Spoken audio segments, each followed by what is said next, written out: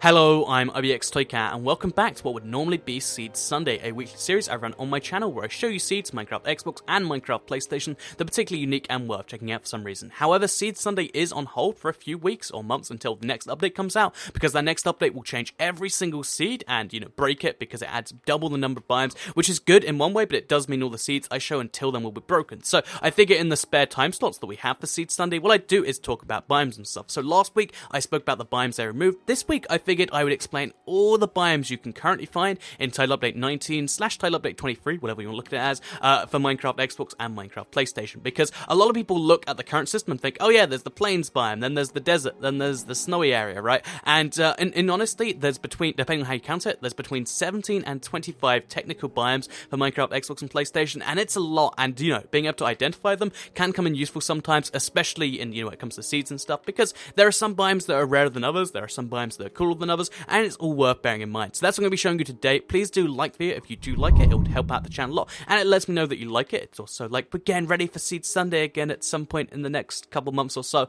and yeah, it'd be very appreciated. But let's get straight into the talk about biomes, shall we? So let's start with the plains biome, the one I'm on right now, and the one everyone probably thinks of when they think of a Minecraft world.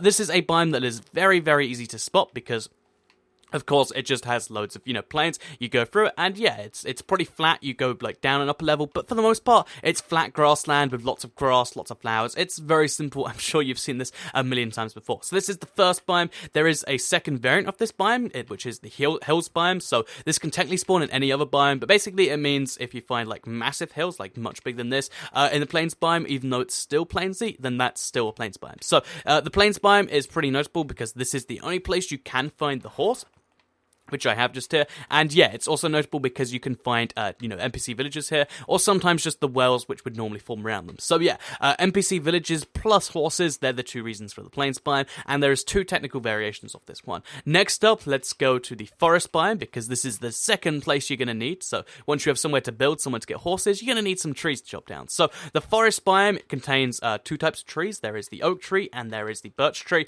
As of a future update, there is many more variants of the forest, but right now, there is just, the forest biome, this thing right here, and there is forest hills, which is where it gets combined with the hills biome, and it creates forest hills. Pretty simple, pretty easy to explain.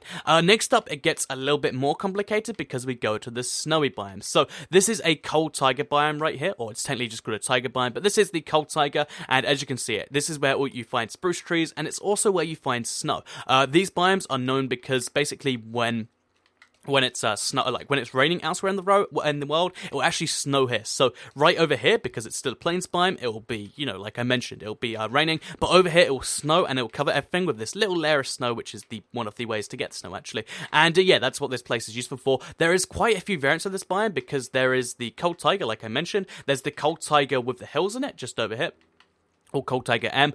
There is also the Frozen Beach, which is just over here. You can see it's a beach with loads of snow on it. And there's also the Frozen River we don't have just here. And finally, on top of all four of those, there's also the Icy Plains, which, as you can probably imagine, it's like a plains biome, but it's covered in snow. So it has a lot of the same benefits of the plains biome, except instead of raining, it's snowing. But the downside is, in a plains biome, you can find horses, and you can find the NPC villages, like I mentioned, but you can't find those in the Icy Plains. So yeah, 5 variants of the snow biome. There's a lot of them. And some of them are reasonably rare, but that's that. So moving on next, we'll go to the extreme hill biome. So this is one you might just think is part of the plains biome, but it is in fact a very distinct separate biome, and you can tell because if you look at the color of the grass, it actually takes a pretty severe turn. Usually it's better. Yeah, here you can see it starts to gradually fade from the more bright green you get from the plains biome to the slightly more subtle green you get in the it's almost like a turquoise you get in the Extreme Hill, and that's similar with the Spruce Forest, actually. But yeah, so Extreme Hills have quite a few variants. So there's, first of all, just the Extreme Hill we all know and love. This is where you find the crazy structures that look like either this or look like this little mountain over here. That's what you find there. There's the Extreme Hills Edge, so this is how, it kind of fits into the rest of the world, because you'll notice it will slowly, gradually climb up to the big mountains. This is what you'll find in the Extreme Hills Edge. As well as that, there's the Extreme Hill M, which is often known as Stone Mountain, where basically it's, like this, for instance, but there's no dirt on top, it's just stone. They're really cool to look at, they're reasonably rare, and they're pretty cool, and yeah, that's the Extreme Hill biome. kind of covered. They're adding a lot more in the next update again, but for now we have the 3 major variants. Next up, I'm actually gonna just head to the south because there is a Swampland down here. Don't worry, we'll come to the jungle in a second. So the Swampland is one of the unique biomes in the game because there is really just one variant and then one technical variant. So Swampland, it's just called the Swampland biome. You find your lily pads, you find your oak trees, and you can find witch huts, which is pretty cool in my opinion. And yeah, they just kind of exist in I don't like swamp biomes. I don't know if you can tell, but basically, yeah, you find the Swampland, and you find Swampland with hills in it, which is obviously like these things in the Swampland, though. So that's a technical variation of the hills biome. Before we head to the jungle, there is the river biome, which does actually count as its own biome. So let's actually just fly to our nearest one. I believe this just over here is a river biome. So, like I mentioned, there is the frozen river, which is where it's iced up over there, but this is a different one where it's just a river which can go through any other biome. So as you can see, it crosses through a extreme hill here, but it's also next to a plains, and it also goes quite close to being inside the cold taiga biome too, which is pretty cool.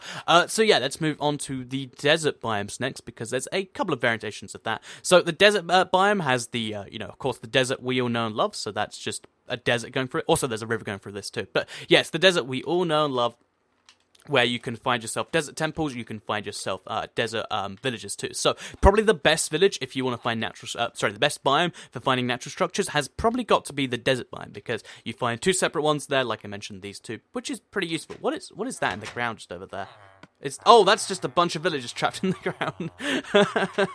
That's the desert biome itself. There is the desert M variant of the biome, which is where you have a desert biome, which is pretty plainsy like this, and it's pretty flat. But then you cross that with like loads of water, so you'll find like random lakes all over the place. That's the desert M variant, and there's also the desert hills variant. So that's where you find reasonably high hills. We can't find any proper ones just here, but you find reasonably high hills, and they also stop MC villagers from spawning. So you can tell this is a just desert plains biome, or just desert, depending how you look at it, and you can tell that over there it is, you can't see desert hills, but if there was, you could see one because it'd be a lot bigger, and you would have this stuff on there. So, moving on, also, to quickly talk about the grass colors, because if you want to know if you have a desert biome, but it's not a desert biome, if you look at the color in this biome, it will always be this really kind of faded green, or like, I don't know how to describe this, but you can tell it's wilted and it's not great. It's also true of the trees, so you can see, like, these leaves have made its way on here. You can also tell you're in a desert biome because it won't rain, which is a really nice benefit to having a desert biome and then building something else there. So, yeah, that's that. Moving on, we have the jungle biome. So, the jungle biome probably has the nicest color of grass. You can see this in my Let's Play world quite a bit, but here you can just see this is the color of grass you get here. It's a very, very nice green, even nicer than the plains green, and especially when you compare it to the desert's, kind of ugly green here.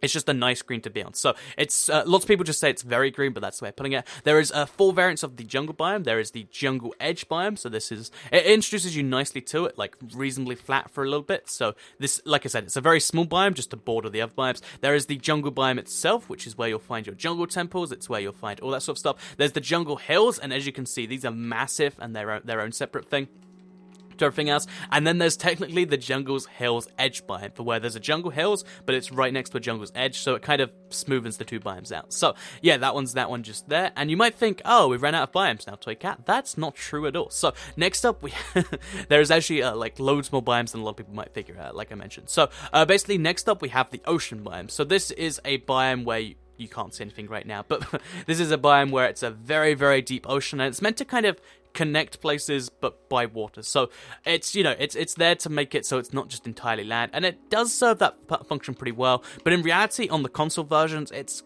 pretty annoying, if we're being entirely honest, because it means that instead of being able to just like have all of your world be biomes or something, it's kind of wasted when it's a ocean. Because the thing about oceans is, even if you find an island on them, so if you spawn on one, animals aren't going to spawn there, and that's not very fun for anyone at all. So the second thing about oceans is there's the shallow ocean biome, which is exact name skips me just now, but basically it's where you find an ocean where it's pretty low, like it's either a couple blocks deep or something like that. It's not 10, 20, or how many blocks deep this is. So you can see this would be an example just here if this wasn't a little thing. So yeah, shallow ocean and the big ocean, that's 2 more biomes. Finally, we have the mushroom islands. So this can only this has to border an ocean biome, which is why you'll rarely find it in the console worlds. But this is probably one of the rarest biomes you can find, and this is where you find mushrooms, this is where you get giant mushrooms, mycelium. It's just a very unique biome compared to all of the other ones, and you can see if you put grass blocks down here, it has kind of that almost jungly plains look, but it will eventually be overtaken by the mycelium, so you can argue that the grass here is purple, which is pretty cool. Besides that, there is two variants of this biome. There is the mushroom biome here, and there's also the mushroom biome shore, which is just, imagine this, but entirely flat. I'm sure you've seen them all before. I'll put a picture on screen just in case you haven't, and that's that just here. So, moving on finally into the end. You might not believe that this is a technical biome, but according to the game, the end biome is a biome which is, you know, if you go to the end portal, this is made up entirely of the end biome. So, as you can see, it just spawns a massive rock in the middle of nowhere. You can technically, through the use of mods, put this in the overworld, but, you know, there's no real reason to, and that's how people get the end dragon in the overworld. This is the end biome, has the big towers, has all the big things, but I'm sure you don't need to know. So, a pro tip, so we can go to the Nether. If you actually want to die while you're in creative mode, all you have to do is you have to jump off the edge of the end, and then it will actually kill you, and it means you can find out where your spawn point is, which in my case is in a really cool cave. So, yeah, that's one thing you can actually do just there, and yeah, that's right that. But let's go to the Nether, because that is the final biome. I just think we should talk about it, show it off a little bit. So yeah, let's fly up just here, fly up just there, and let's make this happen. So, yeah, that is all of the biomes. Depending on how you count them, there's anywhere from 17 to 25. The game says there's 23 according to an achievement. It's like, you must unlock 23 biomes. But if it actually makes you specifically go to 17 of them. So I don't know what to believe. The easiest way to think about it is there's around 20 technical biomes, and there's like 8 or 9 major biomes, and that's even if you include the Nether. So the Nether is, of course, cool place. You find ghast, you find all the Netherrack, you find Nether quartz, you find Nether fortresses, all those sorts of things, and yeah, that's one of the technical biomes. So thank you for watching this video. There is a lot of mobs here. Like the video if you did like it, it would help out the channel a lot. Share it if you really liked it, and subscribe if you're new around here.